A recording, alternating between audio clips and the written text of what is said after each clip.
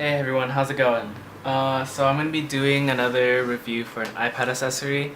This one's for the iCarbons rear protector. This is for the iPad 2 and the iPad 3, or the new iPad. So as you can see, it has a really nice carbon fiber pattern and texture to it. The texture is kind of cool. It gives you a slight grip on the iPad. This film is actually made from the 3M DI-NOC vinyl, which is actually a really good vinyl. Fitment on this is it's pretty good, but it doesn't cover your entire iPad.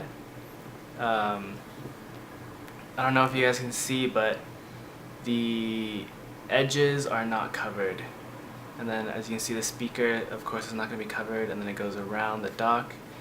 But installation on this is actually pretty simple. You can follow iCarbons videos on YouTube. If you can see the fitment around the camera hole, the fitment around the camera hole is actually perfectly cut. So is the Apple.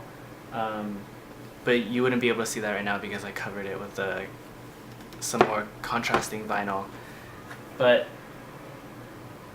because the camera hole is cut so perfectly, it makes installation a lot easier. So that way you can just line everything up, and then once you have everything lined up, just smooth it all down. And I was actually very surprised that this was one of my easiest screen or any type of protector installations I've ever done. It only took me one try to get it perfectly aligned. So just follow their tips on their YouTube link, their YouTube video, and it should be a pretty simple installation.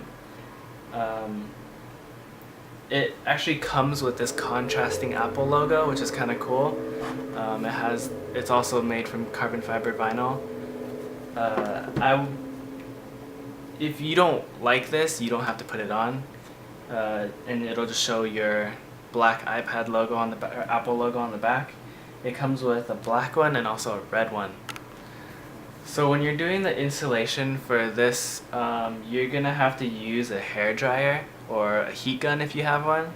Reason being is that when you put the corners down, they're not gonna perfectly contour the corners of the iPad because the 3M DI-NOC vinyl is actually kind of thick, and if you wrap it over the corner without heat, it's gonna create like bubbles and some lines that shouldn't be there. It won't stick to the corner pretty much. But the nice thing about 3M DI-NOC vinyl is that if you add heat to it, it becomes very flexible.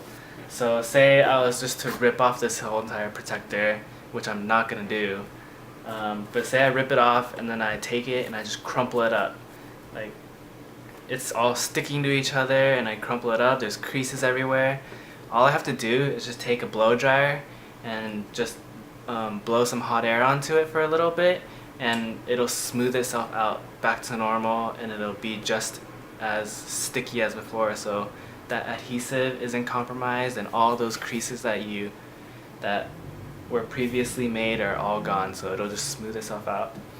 So that being said, what you're going to want to do with the installation is you're going to want to use heat and heat up the corners of the vinyl, and then once it's heated up, you can smooth it down on the edge, because the vinyl will actually stretch a tiny bit, so it'll make it easier for you to get it down on the corners. And then, I mean, if you can't get it down the first time, like I said, the 3M DI-NOC vinyl is very forgiving. You can just keep trying over and over until you get it right.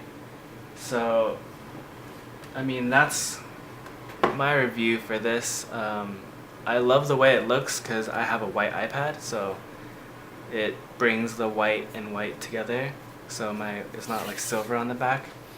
I'm a big fan of 3M DI-NOC.